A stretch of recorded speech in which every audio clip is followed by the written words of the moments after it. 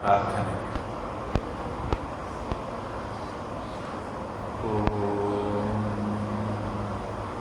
सदाशिवसमारम्भां शङ्कराचार्यमध्यमाम् अस्मदाचार्यपर्यन्तां वन्दे गुरुपरम्परां श्रुतिस्मृतिपुराणानाम् आलयं करुणालयं नमामि भगवत्पादं शङ्करं लोकशङ्करं शङ्करं शङ्कराचार्यं केशवं बादरायणं सूत्रभाष्यकृतौ वन्दे भगवन्तौ पुनः पुनः ईश्वरो गुरुरात्मेति मूर्तिभेदविभागिने व्योमवद्व्याप्तदेहाय दक्षिणामूर्तये नमः।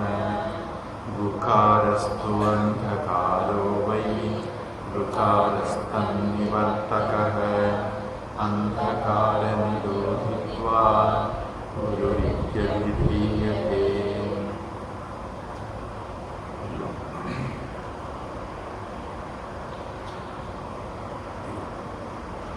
யாராவது மனப்பாடம் பண்ணவங்க இருக்கீங்களா? 5 ஸ்லோகம்.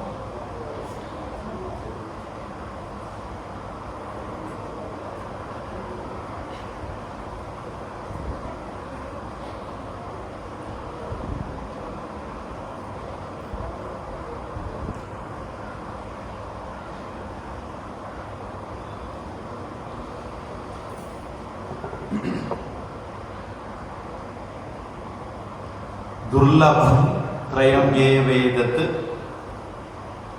देवानुग्रह हेतुकं मनुष्यत्वं मुमुक्षुत्वं महापुरुष संश्रयः. 3 விஷயங்கள் ரொம்ப அபூர்வம், அரிது, கஷ்டம். தெய்வ அனுகிரகத்தினால மட்டும்தான் கிடைக்கும். அந்த 3 என்ன அப்படின்னா, அது விவேக சூடாமணி அப்படிங்கிற நூல்ல ஆதிசங்கரர் சொன்னது. அந்த 3 என்னது அப்படின்னா, மனுஷ்யத்துவம், மனுஷனா பிறக்கிறது. மனுஷனா பிறந்தாலும் போராது, மனிதர்கள் பல விஷயங்களை தேடி ஓடிட்டு இருப்பாங்க. நாம நிம்மதியை அடையணும், நாம வந்த காரியத்தை நிறைவேற்றணும், நம்ம சொந்த வீட்டுக்கு போகணும் அப்படிங்கிற புத்தி, அதை தேடுதல் வர்றது முமுட்சுத்துவம்ங்கிற கேள்வி இதுக்கு முன்னாடி ஒரு வகுப்புல வந்திருந்தது, நாம பார்த்துருந்தோம். அந்த முமுட்சுத்துவம், மோட்சம் அடையணுங்கிற ஆசை வர்றது அப்படிங்கிறது ரொம்ப கஷ்டம். 3வதா பெரியவர்களுடைய தொடர்பு, மகாபுருஷ சம்ஸ்ரயக, மகான்களுடைய தொடர்பு, குருமார்களுடைய தொடர்பு. இது ரொம்ப கஷ்டம்.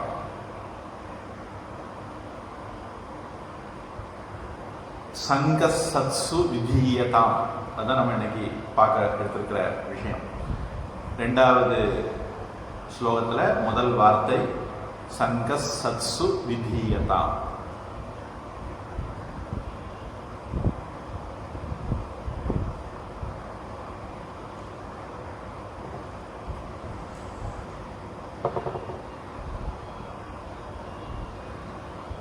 உங்கள சில பேருக்கு அனுபவம் இருக்கலாம், அல்லது உங்க பேரம்பேத்தி விஷயத்துல உங்களுக்கு அனுபவம் இருக்கும், அல்லது பிள்ளைகள் விஷயத்துல அனுபவம் இருக்கும்.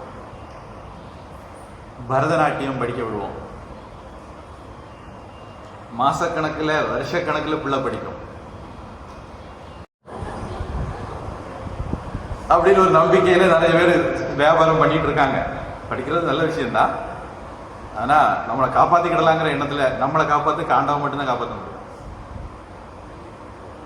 நாம ஓரளவுக்கு நம்மளை தயார் பண்ணி வச்சுக்கலாம்.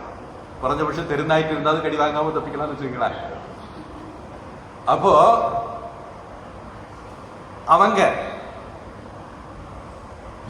இப்படி இப்படி பிராக்டிஸ், மாசக்கணக்கு வருஷக்கணக்கு செலவு சுத்துறது பயிற்சி பண்ணிக்கிட்டே இருப்பாங்க.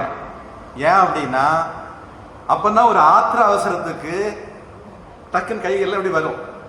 அடுத்தவங்க மூஞ்சிய குத்துறன்னா டக்குன்னு கை வச்சு சிறக்கணும். இதுக்கு நீங்க பல வருஷம் பயிற்சி எடுக்கணும், 1-2 நாள் இல்ல. அப்போ மீண்டும் மீண்டும் மீண்டும் மீண்டும் பயிற்சி எடுத்தாதான் ஒரு நடன அடவும் வரும், ஒரு தற்காப்பு பயிற்சி ஸ்டெப்பும் வரும். ப்ரூஸ்லின்னு ஒருத்தர் இருந்தாரா, எங்க சின்ன பிள்ளைகள் எல்லாம் அவர் தான் ஃபேமஸ். நாங்கள் ஆளை பார்த்ததில்லை, படம் ஒன்றும் பார்த்ததில்லை, ஆனால் பேர் கேள்விப்பட்டிருக்கோம். அவர் சில செகண்ட்ல 100 தடவை 50 தடவை குத்திடுவாராம் செகண்டுக்குள்ள. அப்ப செகண்டை விட வேகமா அவருடைய கை வேலை செய்யும்.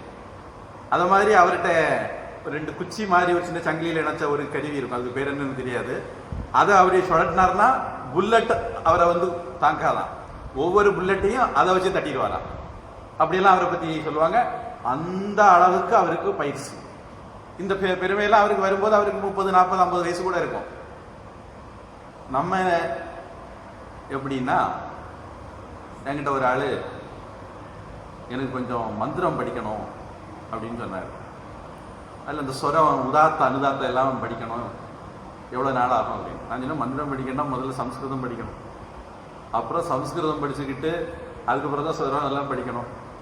எனக்கு நான் கோர்ஸ் படிக்கும்போது சுமார் 6 மாதம் ஆச்சு. மற்றவங்க கூட சேர்ந்து மந்திரத்தை பார்த்து படிக்கிறதுக்கு சுமார் 6 மாதம் ஆச்சு. அப்ப நான் யோசிச்சுட்டு சொல்லேன்னா 6 மாசத்துக்கு, வெறும் 6 மாசத்துக்காக ஒரு யோசிக்க போயிருக்காரு. அப்போ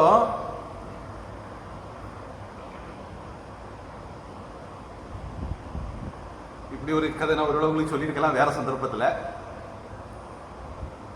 ஒருத்தர் போன் பண்ற தீயணைப்பு நிலையத்துக்கு, சார் சார் சீக்கிரம் வாங்க சார், எங்க வீட்டு பக்கத்தில் தீ பிடிச்சிட்டு சீக்கிரம் வாங்க சார். தீயணைப்பு எந்த ஊர், எந்த இடம், எப்போ தீ பிடிச்சது? அது தீ காலையில் பிடிச்சது சார். காலையில் பிடிச்ச தீக்கு நீ இப்போ ஃபோன் பண்ற? அது இப்போதான் எங்க வீட்டு பக்கத்துல உள்ள தீ வந்திருக்கு. இதே மாதிரி நாம எல்லாம் எப்படிப்பட்டவங்க அப்படின்னா, பிரச்சனை வந்த பிறகு கிணறு வெட்டிக்கிடலாம், தீ பிடிச்ச பிறகு கிணறு வெட்டி தண்ணி எடுத்து தீ அணைச்சுக்கிடலாம், பிரச்சனை வந்த பிறகு அதுக்கு சொல்யூஷனை தேடலாம் அப்படின்னு நினைக்கிறவங்க. ஆனா நாம என்ன பிக்ஸட் டெபாசிட் போட்டு வைக்கணும், அல்லது சேமிப்புல போட்டு வைக்கணும், அல்லது தங்கமா சேர்த்து வைக்கணும், அல்லது நிலமா சேர்த்து வைக்கணும், அல்லது பிஎஃப் ப்ராவிடன்ட் ஃபண்டில் சேர்த்து வைக்கணும், அது ரிட்டையர்மெண்ட்டுக்கு வர்றதுக்கு சேர்த்து, இதெல்லாம் கரெக்டாக செய்வோம். ஆனால் நம்முடைய வாழ்க்கைக்கு, ஆன்மீக வாழ்க்கைக்கு, சொந்த வாழ்க்கைக்கு, உலக வாழ்க்கைக்கு இதெல்லாம் சேருவோம், சொந்த வாழ்க்கைக்கு இதெல்லாம் ஏதாவது செய்கிறோமா அப்படின்னா அது ஒரு கேள்விக்குறி. சத்சங்கம் அப்படிங்கிறது நமக்கு வாழ்க்கையில பிரச்சனை வந்த பிறகு பிரச்சனைக்கு தீர்வு தேடுறதுக்கான இது இல்லை. அப்படி யாரும் தீர்வு தேட முடியாது. வாழ்க்கையில இப்படி இப்படியெல்லாம் பிரச்சனை வரலாம், அதுக்கு அது உண்மையிலே பிரச்சனையா, அதை பிரச்சனையா எடுத்துக்கணுமா, உண்மையிலே வாழ்க்கைனா என்ன, இப்படிங்கிற விஷயத்தையெல்லாம் நமக்கு முன்கூட்டியே சொல்லி புரிய வச்சு ஆழமா பதிய வைக்கிறதுக்கு தான் சத் சங்கம். இப்போ ஒரு உதாரணத்துக்கு, நான் இந்த மாதிரி சாமியார் ஆனதுக்கு எனக்கு ஒரு பாட்டி காரணம்னு வச்சுக்கோங்க. அவங்களுக்கு ரொம்ப பக்தி, அவங்க கிட்ட இருந்து ராமாயணம் மகாபாரதம் புக்கெல்லாம் அவங்க வச்சிருப்பாங்க, அதை வாங்கி நான் படிப்பேன். அவங்க என்ன ஆச்சரியப்பட வச்ச ஒரு சம்பவம் நடந்தது. எனக்கு ஏதோ கொஞ்சம் தமிழ் தெரியும், அவங்க தமிழ் ராமாயணம் நினைக்கிறேன் வச்சு படிச்சுட்டு இருக்காங்க. நான் கேட்டேன், எனக்கே ரொம்ப புரியல, உங்களுக்கு புரியுதான்னு கேட்டேன். அப்ப அவங்க சொன்னாங்க, இதுல புரியுதுக்கு என்ன இருக்கு, ராமாயணம் தானே படிக்கும் அப்படின்னு ஒரு பதில் சொன்னாங்க. அந்த பாவனை அப்படிங்கிறது அந்த அளவுக்கு. அந்த நான் ஆசிரமம் வந்த பிறகு அந்த பாட்டி இறந்து போனாங்க. நான் அந்த பாட்டி இறந்ததுக்கு போகவும் இல்லை, பார்க்கவும் இல்லை, ஒன்றும் இல்லை. இறந்தா அழணும். நம்ம எல்லாரும் செட் பண்ணி வச்சிருக்கிற மனசுக்குள்ள ஒருத்தர் இறந்து போனா அழணும்.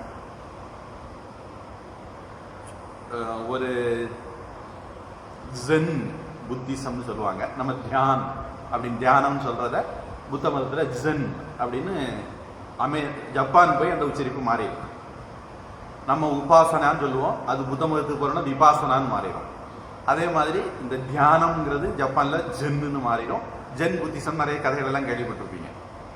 அதுல ஒரு ஜென் மாஸ்டர் குரு, அவரு செத்து போனாரு. அவரை தீ வச்சாங்க.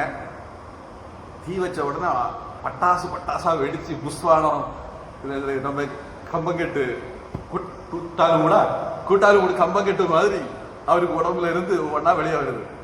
மற்றவங்க அதுக்கு போறாங்க, அதிர்ஷ்டிட்டு போறாங்க, என்னடா நடக்குது அப்படின்னு. அவர் என்ன பண்ணிருக்காரு, தான் செத்தாலும் மக்கள் எல்லாம் கொண்டாடணும் அப்படிங்கிற முன்கூட்டி உடம்புல எல்லாம் சுத்தி கட்டி வச்சுக்கிட்டு செத்து போயிருக்காரு. சொல்லி வச்சிருக்காரு, சுத்தி இருக்காரு, நீ எல்லாம் பண்ணி வைக்கணும் அப்படின்னு. நான் இறந்ததை எல்லாரும் கொண்டாடட்டும், சந்தோஷப்படட்டும் அப்படின்னு. நாம நரகாசுரன் செத்ததை தான் கொண்டாடுறோம் தீபாவளியாட்டு. அது கொண்டாடுறது காரணம் வேற. அதனால இறப்புகள் எல்லாமே கவலைப்பட வேண்டியதா இருக்கணும்னு கட்டாயம் கிடையாது. இறந்தாலே அழணும் அப்படிங்கிற கட்டாயம் கிடையாது. பல பேருடைய இறப்பு கௌரவமானது. எந்த ஒரு இறப்புமே என்னை பொறுத்த வரைக்கும் கவலைப்படக்கூடிய விஷயமோ அழக்கூடிய விஷயமோ கிடையாது. ஆனா இந்த உண்மை சத்சங்கத்துக்கு வந்திருந்தா தான் தெரியும். நம்ம பிறக்கும் போதே டேட் ஆஃப் பர்த் வந்த போதே டேட் ஆஃப் டெத் குறிச்சாச்சு. யாரு எந்த வரிசையில் நிக்கிறோங்கிறதான் தெரியாது. மிருத்யுர்தாவதி பஞ்சமைதி. ஒரு கவிஞன் போய்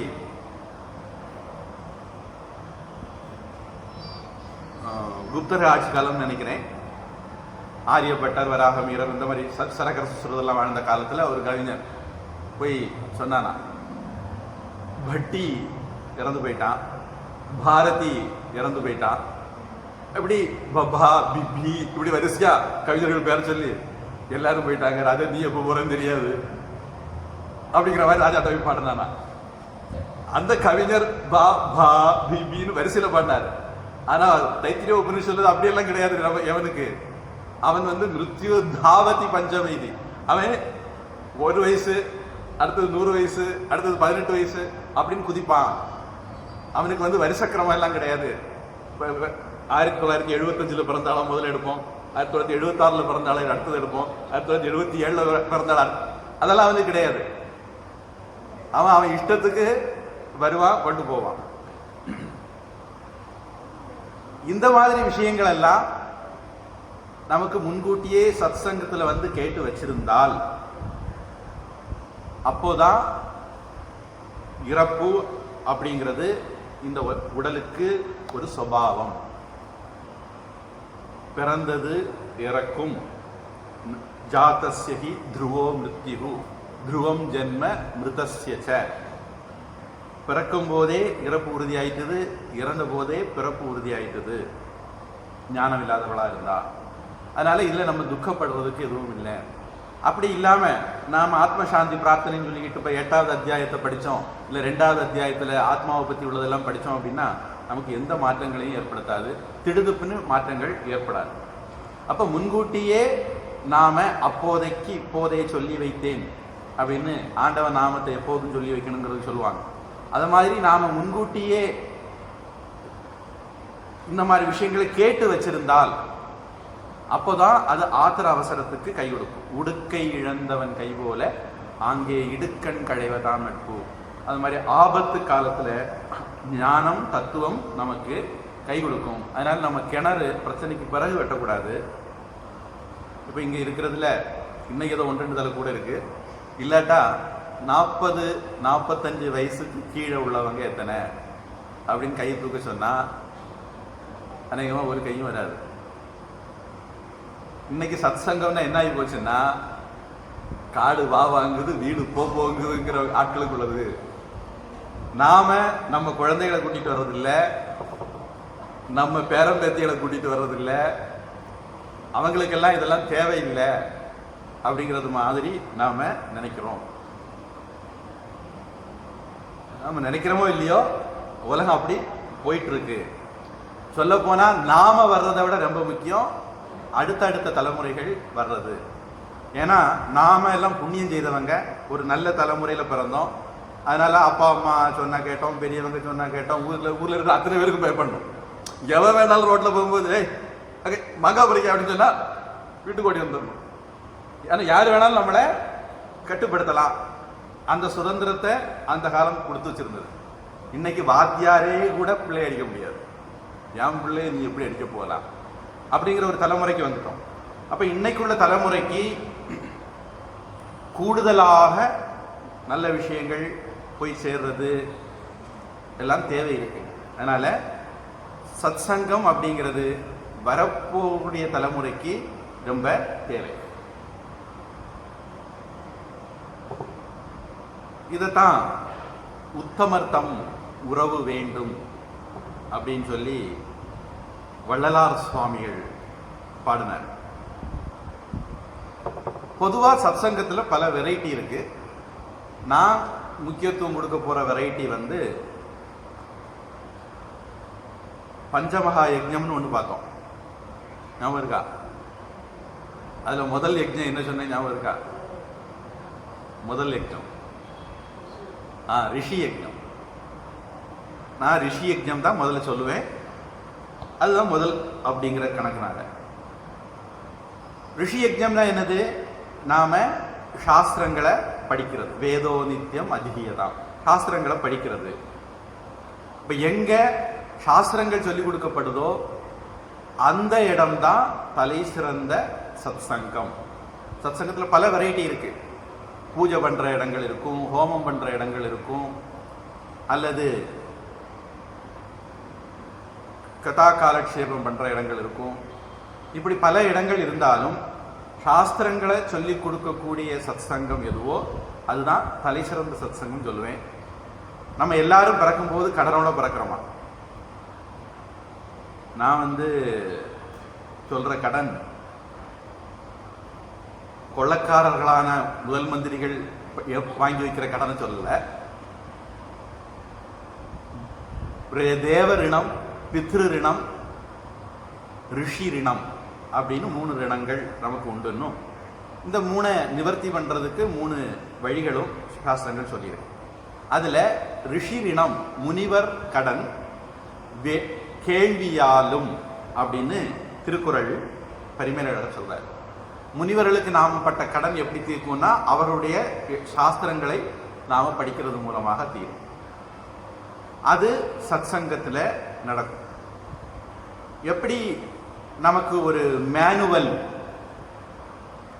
அதாவது இப்போ நாம பரதநாட்டியமானாலும் சரி இல்லை தற்காப்பு கலையானாலும் சரி, அதுல இன்னென்ன முதல்ல இந்த ஸ்டெப்பு படிக்கணும், அடுத்தது இந்த ஸ்டெப் படிக்கணும், அடுத்து இந்த ஸ்டெப் படிக்கணும், இந்த ஸ்டெப்புக்கு அடுத்து இந்த ஸ்டெப்பை இந்த முறையில கலந்து பண்ணணும். இதெல்லாம் ஒரு ஸ்டாண்டர்ட் ப்ரொசீஜர் இருக்கு. இதே மாதிரி சத் சங்கத்திலையும் சாஸ்திரங்கள்லையும் இந்த சாஸ்திரத்துக்கு அடுத்தது இந்த சாஸ்திரம், இந்த சாஸ்திரத்துக்கு அடுத்தது இந்த சாஸ்திரம் அப்படின்னு ஒரு முறை இருக்கு. இப்போ நாம இதை ஏன் எடுத்தோம் அப்படின்னா, மற்ற எந்த சாஸ்திரங்களை விட வேதாந்தத்தில் நிறைய இருக்கு. இது ரொம்ப ஒரு எல்கேஜி மாதிரி நிறைய விஷயங்களை நமக்கு தரும். அப்படிங்கிறத நாம இந்த சாதன பஞ்சகம் அப்படிங்கிறத முதல்ல எடுக்கலான்னு முடிவு பண்ணோம். அப்போ நாம படிப்படியாக விஷயங்களை கத்துக்கிட்டு அதை நம்முடைய வாழ்க்கையில கொஞ்சம் கொஞ்சமாக பயிற்சி பண்ணணும். நீங்க மியூசிக் படிக்கிறதா இருந்தாலும் சரி, இல்ல கலரி படிக்கிறதா இருந்தாலும் சரி, படிச்சுக்கிட்டு வந்து பயிற்சி பண்ணலைன்னா அது உங்களுக்கு எந்த விதத்திலேயாவது முன்னேற்றத்தை தருமா? பிரயோஜனப்படுமா? படாது. அது மாதிரி நம்ம கேட்குற விஷயங்களை நம்ம வாழ்க்கையில் முடிஞ்ச மட்டும் பயிற்சி பண்ண முயற்சி பண்றதும் ஒரு முக்கியமான தேவை. அப்போ பொதுவா நம்ம எல்லாரும் என்ன பண்றோம் அப்படின்னா, இறந்த காலத்தை குறித்து பெரும்போது இறந்த காலத்துல வாழ்வோம். சில பேர் எதிர்காலத்துல வாழ்வாங்க. பிறகு என்ன பண்ணலாம், பிறகு என்ன பண்ணலாம் அப்படின்னு. நிறைய பேர் என்ன நடந்தது அப்படின்னு வாழ்ந்துட்டு இருப்பாங்க. நிகழ்காலத்துல வாழ்றவங்க பொதுவா இப்ப இருக்கிற நேரத்தை நான் எப்படி செலவழிக்கலாம், எப்படி பயன்படுத்தலாம், அந்த எண்ணம் குறைவு.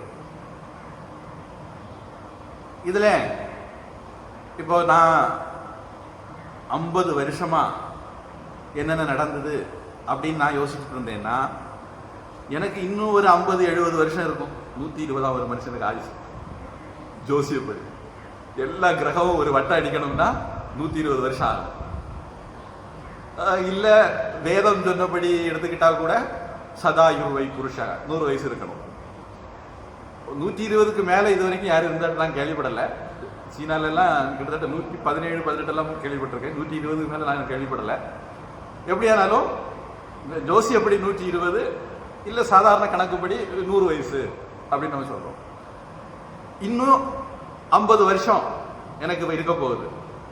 எனக்கு சொன்னேன், உங்க ஒவ்வொருத்தருக்கும் உங்க வயசுக்கு ஏற்றது மாதிரி இன்னும் ஒரு 50 வருஷம், 70 வருஷம், இல்ல 90 வருஷம், 100 வருஷம் கூட இருக்கலாம். உங்களுக்கு 20 வயசா இருந்தா இன்னும் 100 வருஷம் இருக்கு. நாம கடந்து போன வாழ்க்கையை பத்தி கவலைப்படுறமே தவிர, இனி வரப்போற வாழ்க்கையை நான் எப்படி பயன்படுத்த போறேன், எனக்கு கடவுள் இன்னும் நிறைய வாய்ப்புகள் தந்திருக்காரு, அதை நான் எப்படி பயன்படுத்த போறேன் அப்படின்னு நம்ம யோசிக்கிறோமா அப்படின்னா பொதுவா இல்ல. இப்ப இவ்வளவு நாள் நீங்க இந்த மாதிரி யோசிக்க மாட்டீங்க அப்படின்னா, நமக்கு வயசாச்சு, இத்தனை பிறந்தநாள் கொண்டாடிட்டோங்கிற யோசனை மட்டும் தான் நம்ம எல்லாருக்கும் இருந்தே தவிர, இன்னும் நான் எத்தனை பிறந்தநாள் கொண்டாடுறதுக்கு வாய்ப்பு இருக்கு நம்ம யாரும் யோசிக்கல. இந்த மாதிரி யோசிக்கணும்னா சத்சங்கத்துக்கு வரணும். சத்சங்கத்துல தான் இந்த மாதிரி பாயிண்ட் எல்லாம் கிடைக்கும். அப்போ நாம வாழ்க்கைய நடந்து போச்சு. அணை கடந்த வெள்ளம் அழுதாலும் வராது. ஆனா இனிமேல் ஒவ்வொரு கணத்தையும் ஒவ்வொரு நாளையும் நாம நம்முடைய எதிர்காலத்துக்கு நல்லபடியா அமையும்படியாக மாற்ற முயற்சி பண்ண முடியும். அப்படி ஒரு வாய்ப்பு ஆண்டவன் எப்பவுமே நம்ம கிட்ட தந்து வச்சிருக்கார். நாம அதை தவற விடக்கூடாது.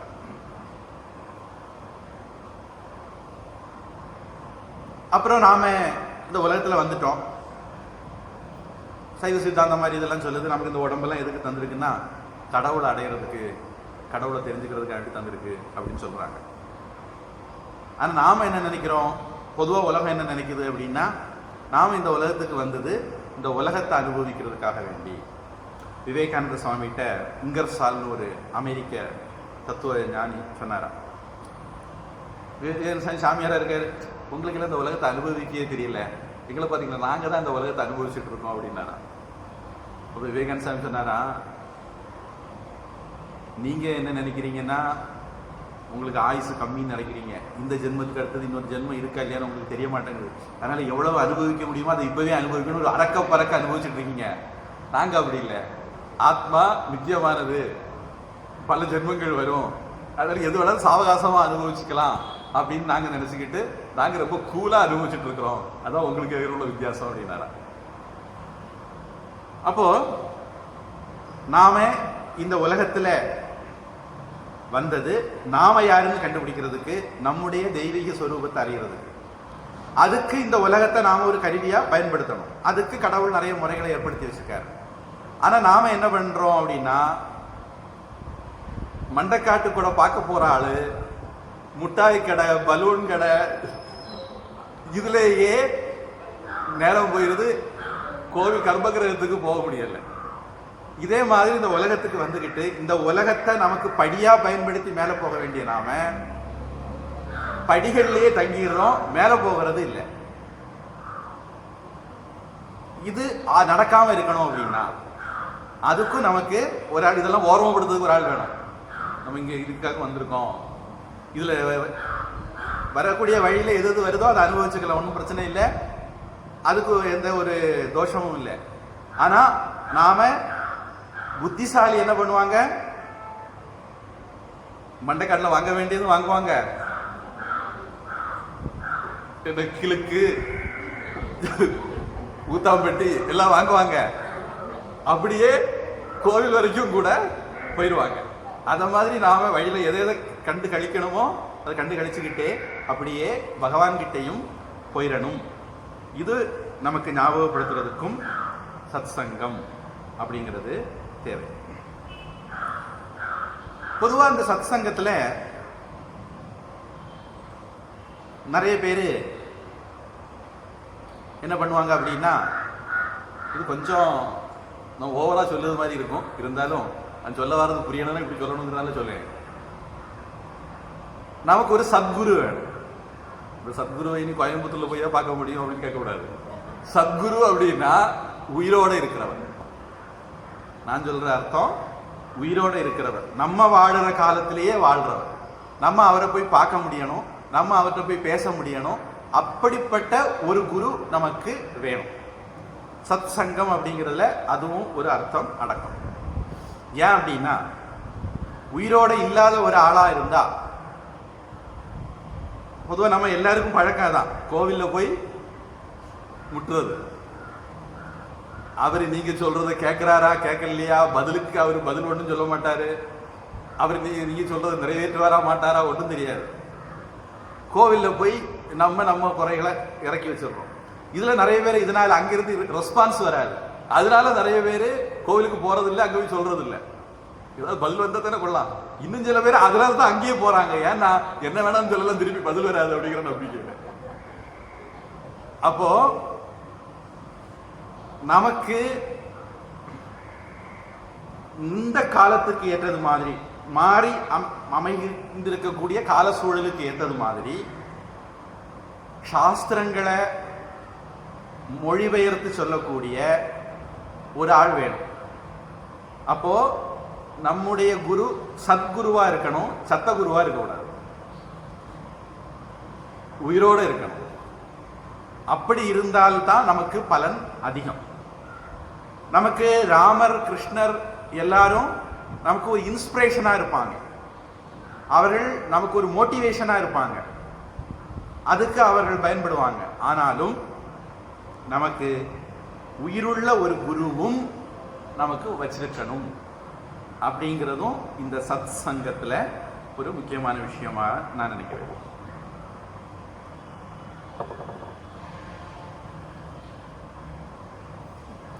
தாயுமான சுவாமிகள், சிவபெருமான் தாயும் ஆனவராக வந்தார். அதனால அவருக்கு அப்படி ஒரு கோவில் இருக்கு. உலகத்துல முதல் நர்ஸு சிவபெருமானார். அதனால அவருக்கு தாயும் ஆனவர்னு பேர். அவர் தந்தையானவர்னு எல்லாருக்கும் தெரியும், ஆனா அவர் தாயும் ஆனவர் அப்படிங்கிறனால அதே பேரை பிறகு ஒரு மகானுக்கு வச்சாங்க, அவருக்கு தாயுமானவர்னு பேர். அவரு எழுதின ஒரு பாடல்ல, ஓடும் இரு நிதியும் ஒன்றாக கண்டவர்கள் நாடும் பொருளான நட்பே பராபரமே, ஓடும் செம்பொன்னும் ஒக்கவே நோக்குவர் அப்படிங்கிறது கைவல்ய நவநீதம். சம லோஷ்டாஷ்ம காஞ்சனக, இங்க கேட்ட மாதிரி இருக்கா, பகவத்கீதையில வரப்போகுது, வந்திருக்கலாம் இல்ல வரப்போகுது, ஏதோ ஒண்ணு. உங்களுக்கு இதுவரைக்கும் கேட்கல அப்படின்னா நீங்க இது வெளில கேட்க போறீங்கிற அர்த்தம் இல்ல, நீங்க மறந்துட்டீங்க. நம்ம ஓட்டாஞ்சில்லு சொல்லுவோம் இல்லையா, பானை உடஞ்ச ஓட்டு துண்டு, அது ஓட்டாஞ்சில்லுன்னு சொல்லுவோம். அந்த ஓட்டாஞ்சில்லையும் தங்கத்தையும் ஒரே மாதிரி யாரு பார்ப்பாங்களோ அவர்கள், அந்த சம சித்தமுடைய ஞானிகள் எந்த பொருளை நாடுகிறார்களோ அதுதான் பரம்பொருள் அப்படின்னு தாயுமான சுவாமிகள் சொல்றார். அப்புறம் சத் சங்கம் நம்மளை கடவுளை பார்த்து கூட்டிட்டு போகணும். சித்த நினைவும் செய்யும் செயலும் நீயன வாழ் உத்தமர்களுக்கான உறவே பராபரமே. அவருடைய நினைப்பு ஆண்டவன் மேல, செய்கிற செயலெல்லாம் ஆண்டவன் மேல. மத்கர்ம கிருத் மத் பரமக மத்யாஜி மாம் நமஸ்குரு அப்படின்லாம் கிருஷ்ணன் கீதையில சொல்றார் இல்லையா. அந்த மாதிரி வாழ்றவங்க யாரோ அவர்கள் தான் உத்தமர்கள் அப்படிங்கிறார். நீ என வாழ் உத்தமர்க்கான உறவே பராபரமே.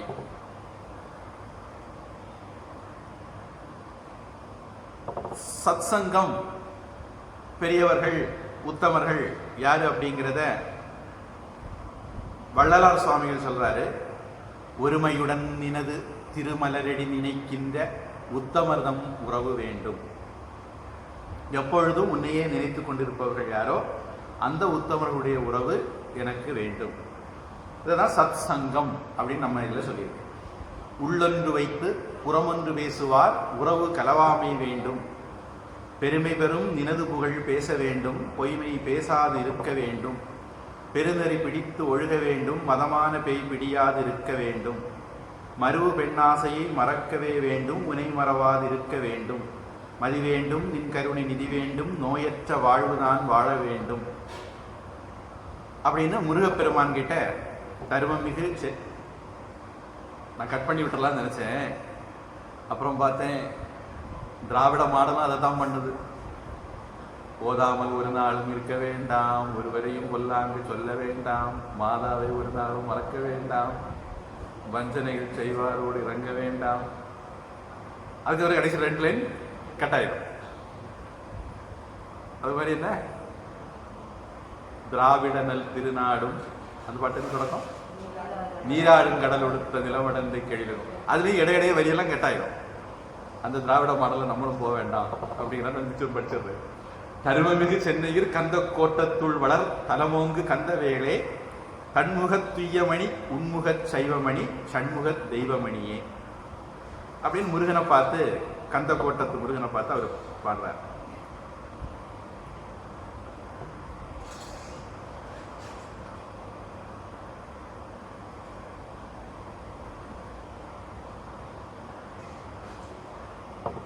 இன்னொரு இடத்துல வள்ளலார் சுவாமி சொல்றார், கானல் நீர் விழைந்த மான் என உலகக் கட்டினை நட்டு உழன்று அலையும் ஈன வஞ்சக நெஞ்ச புலையேனை ஏன்று கொண்டு அருளும் நாள் உளதோ. மான் இப்படி சொல்லுவாங்க. இப்போ தார் பாலைவனம்னு வச்சுக்கோங்க. மான் அந்த பாலைவனத்தில் மாட்டிக்கிட்டு அதுக்கு தூரத்தில் பார்க்கறதுக்கு கானல் நீர் தெரியும். அதாவது கானல் நீருங்கிறது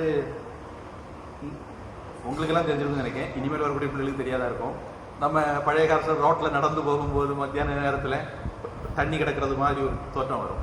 அதுக்கு தான் கானல் நீர், மருமரீச்சிகா அப்படின்னு சொல்லுவாங்க. இந்த மான் அந்த அதிகமான சூட்டுனால அந்த தண்ணி கிடக்கிறது மாதிரியான ஒரு காட்சி தெரியும். அதை பார்த்துட்டு இந்த மான் அங்கே தண்ணி கிடக்குதுன்னு போகும். அங்கே போனால் அது வெறும் கட்டாந்தரையாக இருக்கும். அடுத்து அங்கேருந்து இன்னொரு இடம் தெரியும், அங்கே போகும். இப்படியே பாலைவனத்தில் அது அலைஞ்சு அலைஞ்சு அலைஞ்சு அலைஞ்சு நாக்கு மேற்கொண்டு அலைஞ்சதுனால வறண்டு கஷ்டப்படும். இந்த மாதிரி நான் இந்த உலகத்தில் இதுல இருந்து இன்பம் கிடைக்கும், கார் வாங்கினா இன்பம் கிடைக்கும், வீடு வாங்கினா இன்பம் கிடைக்கும், வேலை கிடைச்சா இன்பம் கிடைக்கும், குழந்தை கிடைச்சுனா இன்பம் கிடைக்கும், இப்படின்னு இந்த உலகத்தில் நான் ஒவ்வொன்றுக்கு பின்னாடி போயிட்டு இருக்கேன். ஆனால் இது ஒவ்வொன்றும் நிரந்தரமான இன்பம் தருது. ஆனால் நிரந்தரமான இன்பத்தை தரல. அதனால நீ இப்படி அலையக்கூடிய புலையனான தாழ்ந்தவனான என்ன, நீ ஊனமொன்றில்லா உத்தமர் உளத்தே ஓங்கு சீர் பிரணவ ஒளியே வேல்நவில் கரத்தோர்க்கு இனியவா சித்தி விநாயக விக்னேஸ்வரனே அப்படின்னு விக்னேஸ்வர பகவான் கிட்ட பிரார்த்தனை பண்றார். எனக்கு இதுல இருந்து நான் விடுபடணும் அப்படின்னா எனக்கு சொல்யூஷன் என்னது, உத்தமர்களுடைய உறவை எனக்கு தா அப்படின்ட்டு சொல்றார்.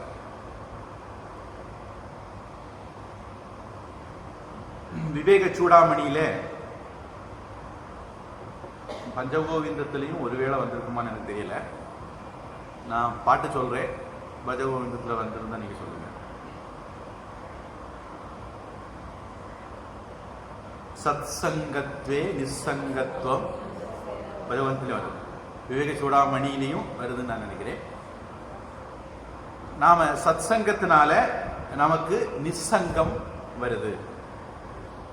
அதாவது சத் சங்கம் வர்றதுனால நமக்கு வர வேண்டிய பலன் என்ன அப்படின்னா, நமக்கு ஒரு பற்றின்மை வரணும்.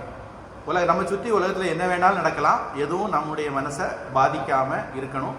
பாதிக்காத பக்குவத்தை அந்த சத் சங்கம் நமக்கு கொடுக்கும். இந்த விஷயத்தில் நான் சத் சங்கத்தை வேணா இப்படி ஒரு ஒப்புமை பண்ணுவேன் ராமகிருஷ்ணர் ஸ்டைலில். பலாப்பழம் சக்கப்பழம் வெட்டும்போது எண்ணெயை தடவிட்டு வெட்டினா பாலெல்லாம் ஒட்டாது.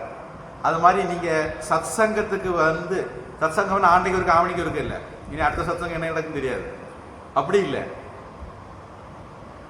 அடிக்கடி. ஏன்னா ராமகிருஷ்ணன் அதுவும் ஒரு உதாரணம் சொல்லுவார். செம்பு பாத்திரமா இருந்தா அடிக்கடி தைக்காண்டாம் கழுவாண்டாம், ஆனா மன்னிக்கணும், தங்க பாத்திரமா இருந்தா, செம்பு பாத்திரமா இருந்தா தினமும் தேய்ச்சி பூசி கழுவி வைக்கணும். அது மாதிரி நாம எப்படிப்பட்ட பக்குவத்தில் இருக்கிறோம்னு பார்த்துக்கிட்டு அதுக்கேற்றது மாதிரி ஒரு மணிக்கூருக்கு ஒரு கையோ, அல்லது ஒரு நாளைக்கு ஒரு கையோ, அல்லது ஒரு வாரத்துக்கு ஒரு கையோ, அல்லது ஒரு மாசத்துக்கு ஒரு கையோ பூச்சி மெழுக சுத்தம் பண்ண தேவை இருக்கலாம். அந்த மாதிரி சத்சங்கம் இருந்தால்தான் அது பிரயோஜனமா இருக்கும். இல்லைன்னா என்னாகும், பூசி சுத்தம் பண்ணி வச்சுட்டோம், அடுத்தது ஒரு வாரத்துக்கு கண்டுக்கிடலைன்னா திருப்பி அதே மாதிரி எஃபர்ட் போட்டு பூசணும். நீங்க தினமும் பூசுறதா இருந்தா கொஞ்சம் குறைவான நேரத்தில் பூசி கழுவி வச்சிடலாம். ஆனா நாள்பட விட்டுட்டீங்க அப்படின்னா அப்புறம் திருப்பி அதை பூசி ரெடி பண்ணி எடுக்கிறது ரொம்ப கஷ்டமா இருக்கும். அது மாதிரி நம்முடைய மனசை நாம அப்பப்ப பூசி சுத்தம் பண்ணி வச்சுக்கணும். நல்ல சத்சங்கத்வே நிசங்கத்துவம் நமக்கு பற்றின்மையை கொடுக்கும். நிசங்கத்வே நிர்மோகத்துவம் நமக்கு மோகமின்மையை மயக்கமின்மையை கொடுக்கும். நிர்மோகத்வே நிச்சல தத்துவம், நிர்மோகம் வந்து நமக்கு நிச்சலமான தத்துவத்தை காட்டும். நிச்சல தத்துவே ஜீவன் முக்தி. அப்படி நிச்சல தத்துவம் நமக்கு புரிஞ்சுதுன்னா நாம் யார், உண்மையிலேயே நம்முடைய தெய்வ சொரூபம் என்ன அப்படின்னு நமக்கு தெரிஞ்சதுன்னா நமக்கு இங்கேயே இந்த ஜென்மத்திலேயே நிம்மதியான வாழ்க்கை இருக்கும். இப்ப பாருங்க,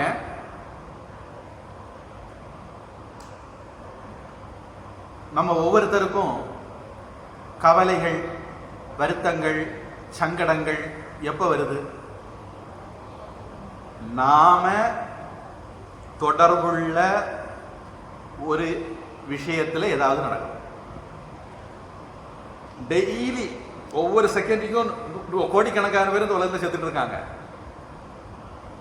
நாம துக்கம் கொண்டாடுறது இல்லை. ஒவ்வொரு செகண்டையும் கோடிக்கணக்கான பேர் பிறந்துட்டு இருக்காங்க. நாம பிறந்தநாள் கொண்டாடுறதும் இல்லை. எத்தனையோ பேருக்கு எத்தனையோ விதமான நோய் நொடிகள் இருக்கு. நமக்கு ஒன்றும் பிரச்சனை இல்லை. ஆனால் நமக்கு அல்லது சில பேருக்கு நமக்குன்னு வந்தால் கூட ஒன்றும் பிரச்சனை இல்லை. பொதுவாக நிறைய குடும்பங்களில் கேள்விப்படுறேன். எப்படின்னா, அம்மா அப்படிங்கிற கேரக்டர் எடுத்துக்குவோம், அதான் உத்தமமாக இருக்கும். அவங்க புருஷனை பார்ப்பாங்க, பிள்ளைகளை பார்ப்பாங்க, பேர பேர்த்தி உண்டுன்னா அவங்களும் பார்ப்பாங்க, எல்லாரையும் பார்ப்பாங்க. அவங்களுக்கு ஒண்ணுன்னா பார்க்கறது ஒரு நாதி இருக்காது. இது பொதுவா பல வீடுகள்ல உள்ள அனுபவம். அது விதிவிலக்கு இருக்கலாம், ஆனா பல வீடுகள்ல உள்ள ஒரு அனுபவம். அப்போ நாம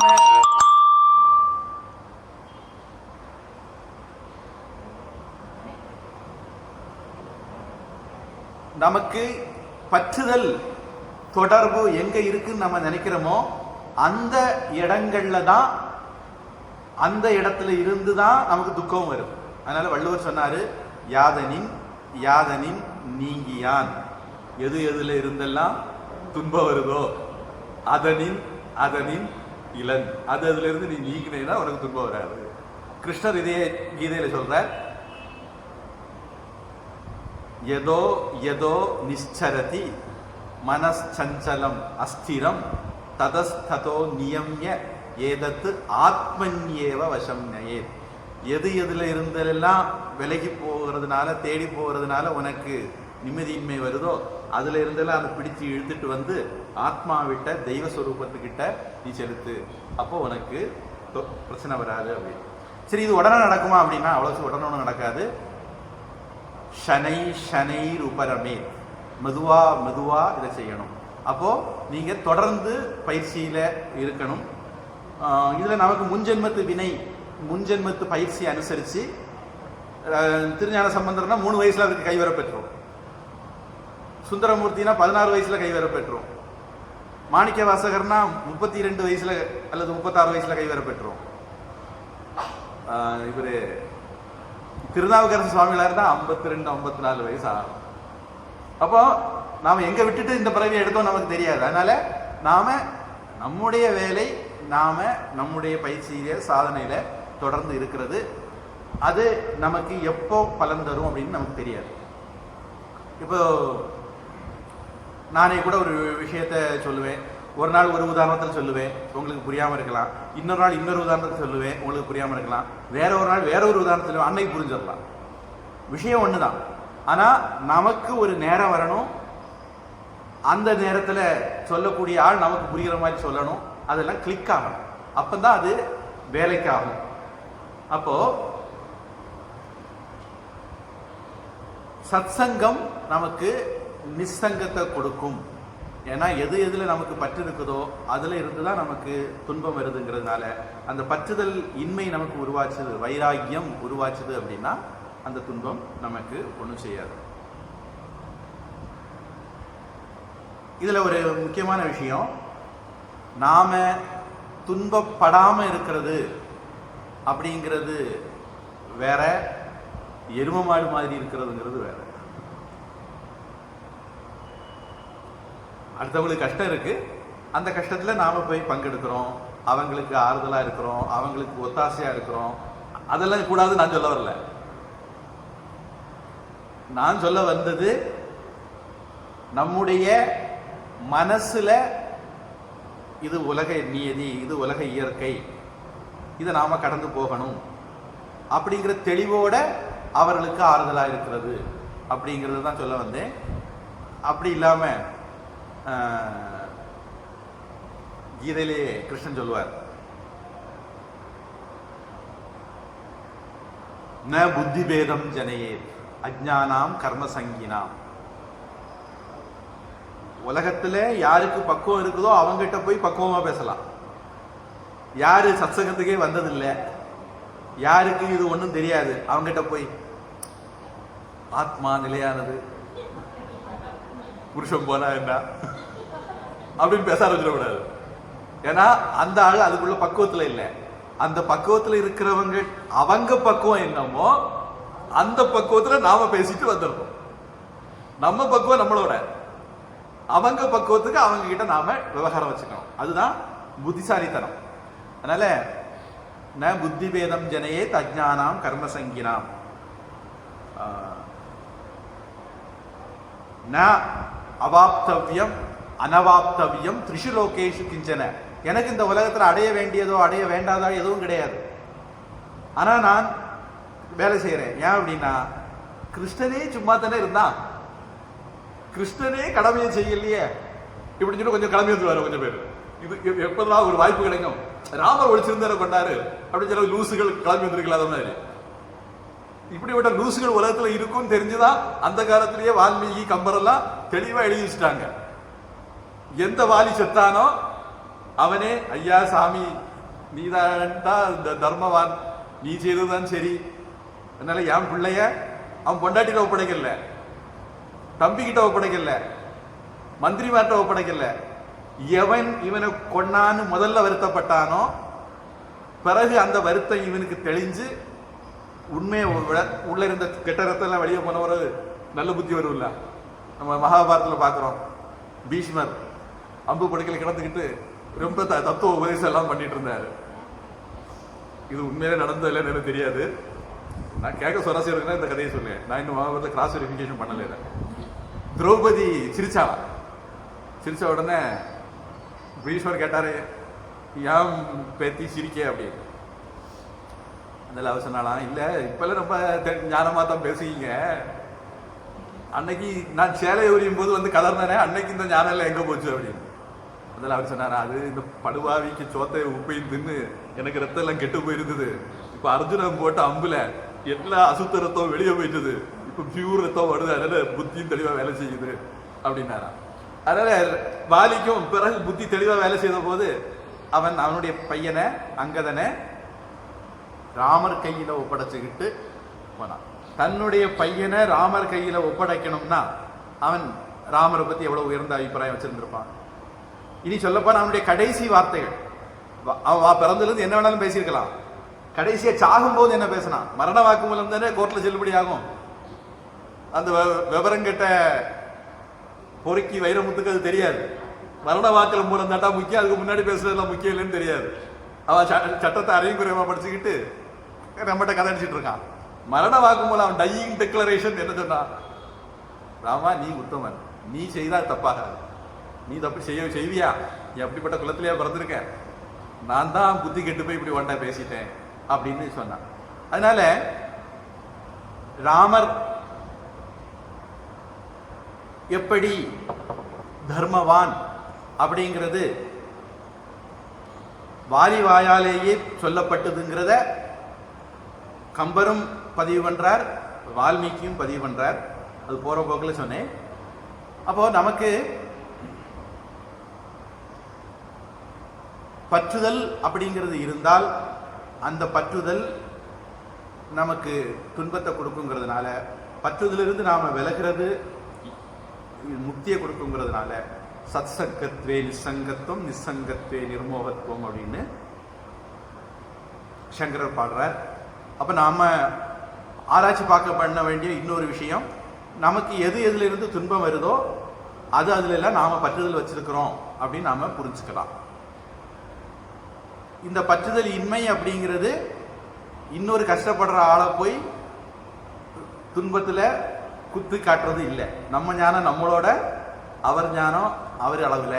அதைத்தான் கிருஷ்ணர் சொன்னாரு, எனக்கு இந்த 3 உலகத்திலேயே எதுவும் செய்ய வேண்டிய இல்லைனாலும் எத்யத் ஆச்சரதி சிரேஷ்டக தத்தத்யேவ இதரோ ஜனக, பெரியவன் எதை செய்கிறானோ அதை பார்த்து தான் மற்றவங்களும் செய்வாங்கிறதுனால மற்றவர்களுக்கு முன்னுதாரணமா இருக்கிறதுக்காக வேண்டி நான் என்னுடைய கடமையை செய்கிறேன் அப்படின்னு கிருஷ்ணன் சொன்னார். அதனால நாம் இந்த உலகத்துல வாழ்றோம், இந்த உலகத்துக்கு தகுந்தபடிக்கு நாம் வாழிக்கணும். நம்ம ஊரோட ஒட்ட வாழ்றது அப்படிம்பாங்க. அது மாதிரி அந்த புத்திசாலித்தனம் நம்ம கிட்ட இருக்கணும். அது ஒரு ஸ்லோகம் சொல்லுவாங்க,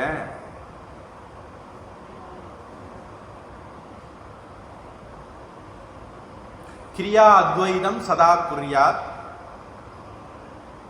மன்னிக்கணும், பாவா அத்வைதம் சதா குறியாத். அத்வைதம் ஞானம் உன்னுடைய அறிவில் இருக்கட்டும், பாவனையில் இருக்கட்டும்.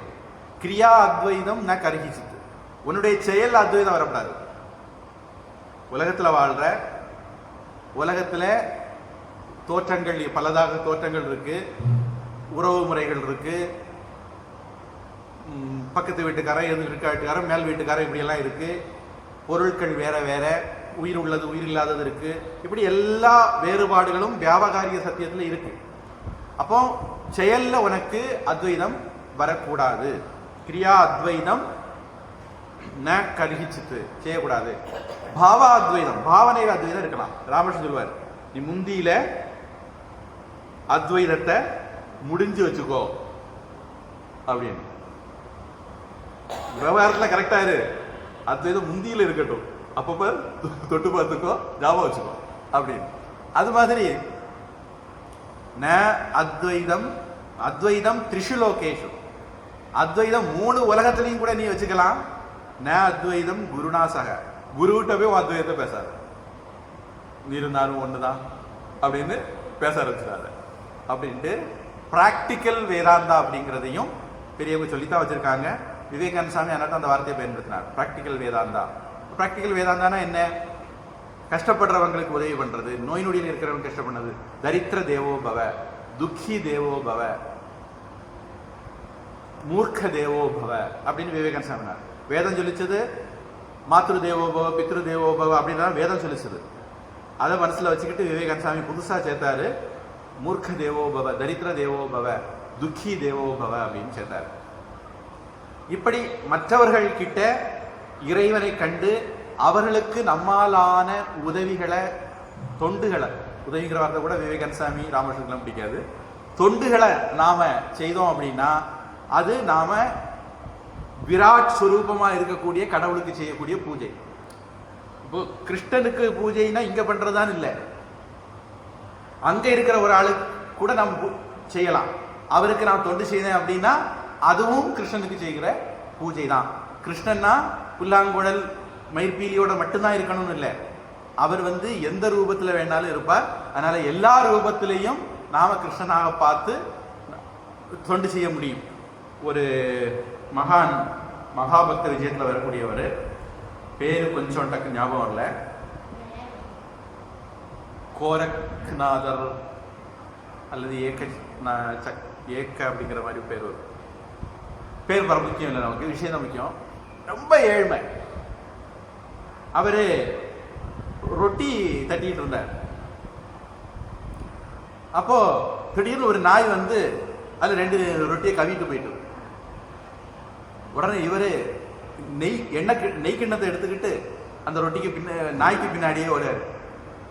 கிருஷ்ணா நின்று நெய் தடவை, நெய் தடவை, சுக்கா ரொட்டி நெய் இதுதான் இருக்கு, நெய் தடவிக்கும் அப்படி. அது இவன் மிரட்டுறான்னு வச்சுட்டு அது ஓட்டம். இவரு சுக்கா ரொட்டி எடுத்துட்டு போகுது, நெய் தடவாத ரொட்டியாச்சு, நெய் தடவி கொடுப்போம்ட்டு இவரு போறாரு. இவருக்கே சாப்பாட்டுக்கு வழி இல்லை, அது சுட்ட ரொட்டியாக அது எடுத்துட்டு போகுது. ஆனா கிருஷ்ணன் தானே எடுத்துட்டு போறார் நாய் வடிவத்துல வந்து, அப்படிங்கிற பாவனை இருந்ததுனால அவரால் அப்படி பண்ண முடிஞ்சது. அப்போ இந்த பாவனை நமக்கு அத்வைதம், ஞானம், சத்சங்கத்தினால் அதெல்லாம் வந்தாலும் கூட நம்முடைய நடவடிக்கைகள் இப்படி அமைஞ்சாதான் நம்ம சத்சங்கம் வந்தது சரியா வேலை செய்திருக்குன்னு அர்த்தம். இல்லைன்னா நம்ம சத்சங்கம் வந்தது சரியா வேலை செய்ததுன்னு சொல்ல முடியாது. இப்போ சத் அப்படிங்கிற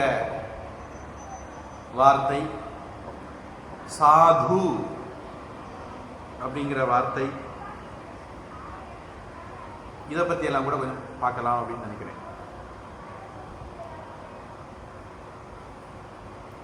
இந்த சத்து அப்படிங்கிற வார்த்தை ஒரு அர்த்தம் முன்னாடி சொல்லிட்டேன், உயிர் உள்ளது அப்படிங்கிறது. இன்னொரு அர்த்தம் இருக்கிறது. நாசத்தோ வித்தியதே பாவக நாபாவோ வித்தியதே சதக உபயோர விதிருஷ்டோந்தக துணையோஸ் தத்துவதர்ஷினி 2:16. இருக்கிறது அப்படிங்கிற ஒரு அர்த்தம் சத்து அப்படிங்கிறது. இன்னொன்று சாதுக்கள் சங்கம் அப்படிங்கிற அர்த்தமும் அதுக்கு உண்டு. இப்போ சாதுங்கிறதும் சத்துங்கிறதும் ஒரே அர்த்தத்தில். இப்படி சத்து அப்படிங்கிறதுக்கு பல அர்த்தம் உண்டு. ஆத்மா அப்படிங்கிற அர்த்தமும் உண்டு. பகவத்கீதையில் அந்த மாதிரி அர்த்தத்திலையும் பயன்படுத்தி இருக்குது. சொல்லப்போனா நாசத்தோ வித்தியதே பாவகல அந்த அர்த்தத்தில் தான் பயன்படுத்தி. அப்போ சத்து சங்கம் அப்படின்னா இறைவன் தொடர்பில் இருக்கிறது, இறைவனை அடைந்த ஞானிகளுடைய தொடர்பில் இருக்கிறது, அல்லது இறை விஷயங்கள்ல தொடர்பில் இருக்கிறது, பெரியவர்களோட தொடர்பில் இருக்கிறது. இப்படிப்பட்ட அர்த்தம் தரும். சங்கம்னு இந்த இடத்துல தொடர்பில் இருக்கிறதுன்னு அர்த்தம். சங்கம்னா நம்ம சாதாரணமாக கீதையில் பச்சுதல்னு படிச்சிருக்கிறோம். நான் நினைக்கிறேன் நம்ம கிளாஸ்ல தான் ஒரு 2 கிளாஸ் முன்னாடி நான் சொன்னேன்.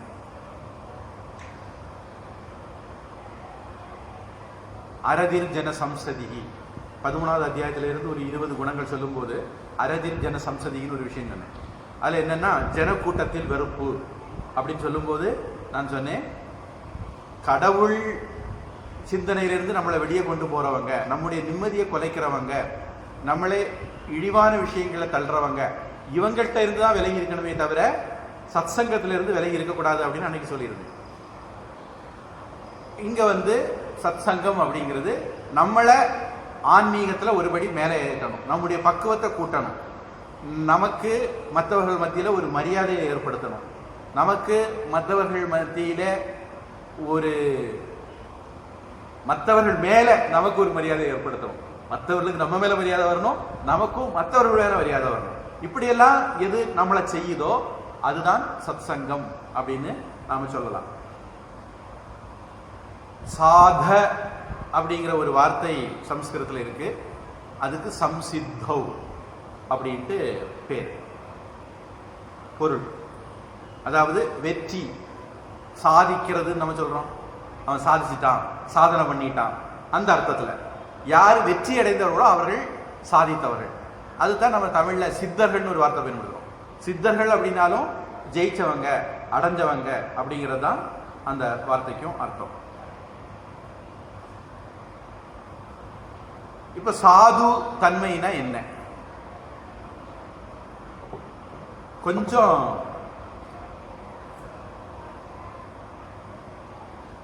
சாது சாதுன்னு சொல்லிட்டு போனா அது என்னன்னு புரியாம இருக்க வேண்டாங்கிறதுனால அதை பத்தி கொஞ்சம் கூடுதல் விவரங்கள் முதல்ல சாது தன்மைனா என்ன அப்படிங்கிறதுக்கு பல விதமாக பல பெரியவங்க சொல்லியிருக்காங்க. நாம் அதெல்லாம் சேர்த்து பார்க்கும்போது நமக்கு ஒரு ஐடியா வரும். தர்மே தத்பரதா, தர்மத்தில் உறுதி. கொன்று போட்டாலும் சரி தர்மப்படி தான் நடப்பான்.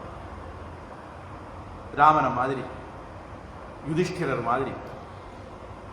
தர்மே தத்பரதா. முகம் மதுரதா, பேச்சு இனிமையா இருக்கும். நல்லவன்கிறது அடையாளம் என்னது? இனிமையா பேசுவான். நம்ம கீதையிலையும் பார்த்துருக்குறோம், வேதத்திலையும் வருது. சத்தியம் வத சத்தியம் பிரியம் வத சத்தியம் அப்படி அப்பிரியம் ந வத. உண்மையை பேசு, உண்மையை இனிமையா பேசு. இனிமையா பேச முடியல வாய மூடிட்டு இருக்கு. நீ சத்தியம் பேசாண்டா, அப்படி ஒரு சத்தியம் நீ பேசாண்டா. ஒரு ஆளை பார்த்துட்டு குரங்கு மாதிரி இருக்க, இல்லை என்ன என்னது குயில் மாதிரி இருக்க, கழுத மாதிரி இப்படியெல்லாம் சொல்லணும் சொல்ல வேண்டிய அவசியம் இல்லை. அப்படி நீ உண்மை பேச வேண்டாம். உண்மை இனிமையா பேச முடிஞ்சா பேசு, இல்லைன்னா பேச வேண்டாம். இது வேதம். சத்தியம் வத சத்தியம் பிரியம் வத சத்தியம் அப்படி அப்பிரியம் ந வத. இதைத்தான் கிருஷ்ணர் வாக்தபசா சொல்லும் போது கீதையில சொல்றார். அனுத்வேகரம் வாக்கியம் சத்தியம் பிரியஹிதம் சயத். கடுகு பொட்டி தரிக்கிற மாதிரி பேசக்கூடாது. மேஷராசி, விருச்சிக ராசி, அல்லது 2வது வீட்டில் செவ்வாய், சனி, கேது இந்த மாதிரி ராகு இந்த மாதிரிலாம் இருந்தாங்கன்னா அவங்களுக்கு வாக்கு கொஞ்சம், முக்கியமாக செவ்வாய், மற்ற ஆட்கள் ஒவ்வொருத்தரும் ஒவ்வொரு திரிசா வேலை செய்வாங்க. 2வது லக்னத்துலேருந்து 2வது ஸ்தானத்தில் இவங்க மாதிரி யாரும் உட்கார்ந்தாங்கன்னா அவங்க பார்த்துன்னு தெரியும். கடுகு பொட்டி தெரிச்ச மாதிரி பேசுவாங்க. சத்சங்கத்தில் வந்தால் இது ஒரு ஞானமாக. ஜோசிய ஞானத்தை சொல்லல, நம்ம ஒவ்வொருத்தரும் ஒவ்வொரு மாதிரி படைக்கப்பட்டிருக்கோம். 5 விரல் ஒன்று போல இல்லை, நாம் 5 பேர் ஒன்று போல இருக்க மாட்டோம். அதனால அவங்களா ஏற்றுக்கணும். இதுவும் சத்சங்கம் தான். இந்த ஞானத்தையும் கொடுக்கணும். அடுத்தது 2வது ஸ்தானத்தில் சுக்கிரன், புதன் இந்த மாதிரி ஆட்கள்லாம் இருந்தால் நல்ல இனிமையா பாடுவாங்க, பேசுவாங்க, அந்த மாதிரி இருக்கும். அப்போ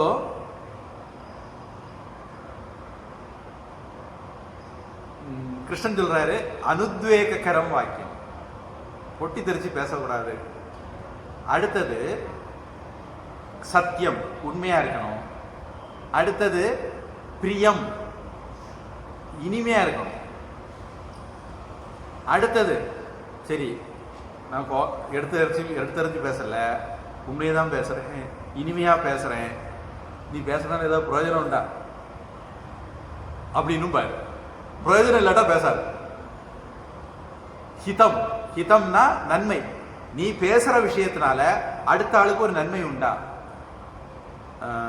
இங்க யாரும் பிரச்சனை இருக்காதுன்னு நினைக்கான்னு தெரியுமா சொல்லு. அதாவது ஒருத்தட்ட போய் உனக்கு கல்யாணம் ஆயிட்டா, அவன் ஏற்கனவே கல்யாணம் வைத்திருச்சு உட்காந்துருப்பான். அவனா அவ்வளோ அவங்க செஞ்சுரி அடிச்சிருப்பாங்க, இல்லை 1000 அடிச்சிருப்பாங்க. இது ஜாதகம் பார்த்து அவங்களா அந்த டாபிக் ஓப்பன் பண்ணா பரவாயில்ல. கல்யாண வயசுல ஒருத்தர் இருக்காங்க, கல்யாணம் ஆகாம இருக்காங்கன்னா அவங்க கிட்ட கல்யாண பேச்சு எடுக்கக்கூடாது. ஒருத்தர் கஷ்டப்பட்டு இருக்காரு தொழில் இல்லைன்னா அந்த கஷ்டத்தை பற்றி பேச்சு எடுக்கக்கூடாது.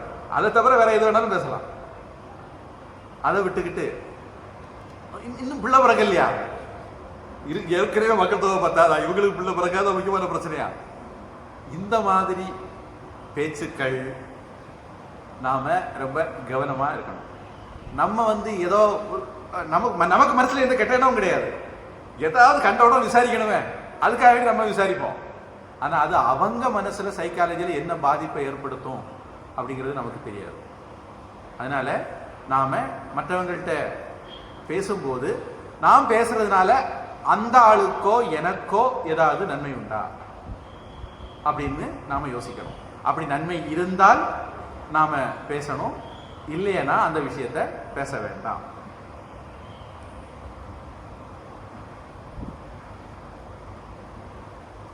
இப்போ ஒரு ஆள் உடம்பு சரியில்லாம இருக்கு, அவங்ககிட்ட போய் எப்படி உடம்பு சரியில்லாம ஆச்சுன்னு கேட்கலாம்.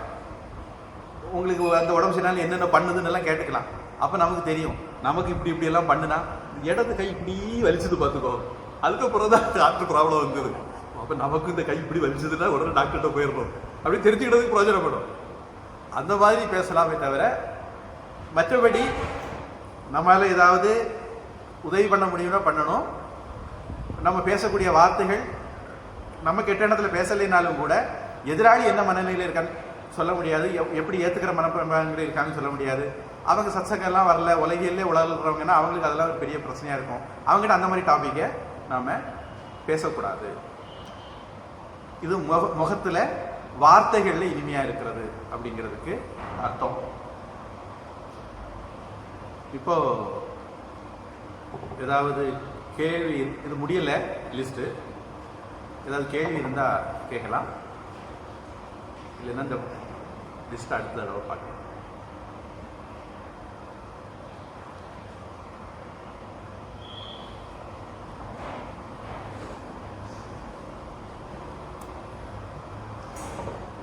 பிரார்த்தனை.